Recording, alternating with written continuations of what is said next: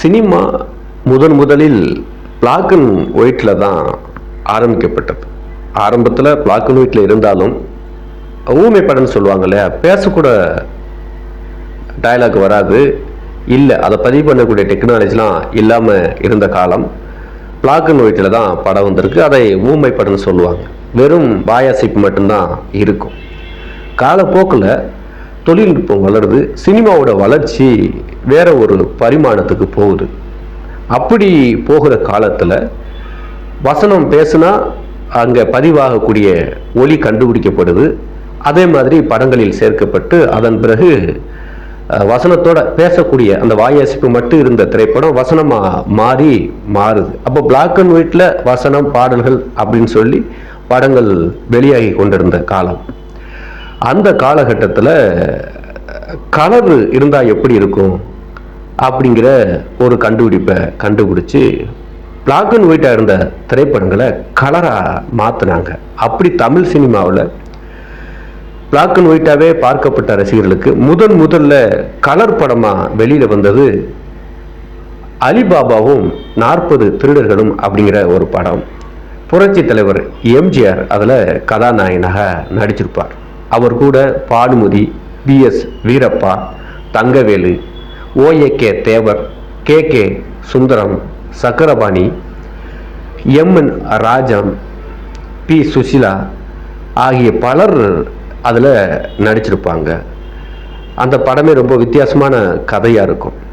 ஒரு குகை, அதில் தங்க இருக்குது, புதையல் இருக்குது, அதை எப்படி எம்ஜிஆர் உள்ளே பார்த்தாரு, இப்படி அது ரொம்ப நிறைய ட்விஸ்ட்லாம் இருக்கும். அந்த படத்தில் ஒரு வித்தியாசமான களம் அது. அந்த காலத்துலேயே அது ஒரு வித்தியாசமான ஒரு படமாக த்ரில்லராகவும் நல்லாவும் பண்ணியிருப்பாங்க. அது மிகப்பெரிய வெற்றி படமாக அமைஞ்சது. அது 1955 வெளியானது. இதுதான் முழு நீளப்படம். அது படம் முழுக்க வண்ணமாக வந்தது தமிழ் சினிமாவில் இந்த படம் தான். அதுக்கு முன்னாடி சில படங்களில் சில காட்சிகள் இடையில வண்ண படங்களாக வந்திருக்கு. அதில் 1948 வெளியான ஒரு படம் சந்திரலேகான்னு ஒரு படம். இது மிகப்பெரிய ஹிட்டான படம்.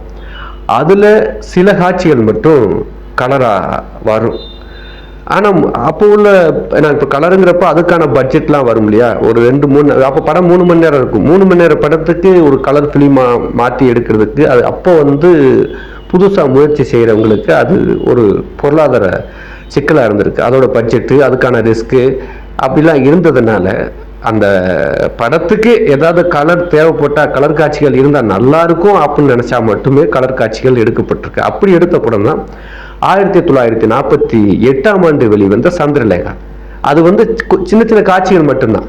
முழு வண்ணப்படமாக வந்தது 1955 வெளிவந்த எம்ஜிஆர் நடித்த அலிபாபாவும் 40 திருடர்களும் அப்படிங்கிற படம் தான். அதை இயக்கியவர் டிஆர் சுந்தரம், மியூசிக் பண்ணியிருப்பவர் எஸ் தட்சிணாமூர்த்தி அப்படிங்கிறவர் மியூசிக் பண்ணியிருப்பார். ரொம்ப ஒரு வித்தியாசமான படமாக, மிகப்பெரிய ஹிட்டான படமாக எம்ஜிஆருக்கு அமைஞ்சது. ஸோ இந்த மாதிரி சினிமாவில் காலங்கள் மாற, கண்டுபிடிப்புகள் மாற, பல பரிணாமத்தை தொட்டுத்தான் இன்றைக்கு ஒரு விருட்ச மரம் மாதிரி மனித வாழ்க்கையில் ஒரு முக்கியமான ஒரு துறையாக சினிமா வளர்ந்துருக்குது. அதில் இந்த கலர் படங்கள் மனிதனுடைய ரசனையை மாற்றி ரொம்ப படம் பார்க்கணுங்கிற ஆர்வத்தை உண்டு பண்ணுச்சு அப்படிங்கிறதுல எந்த மாற்றமும் இல்லை. அதுக்கு அந்த ஒரு சாதனையை படைத்த வரலாறு, அதுக்கான பெருமை அலிபாபாவும் 40 திருடர்களும் என்கிற படத்துக்கு உண்டு.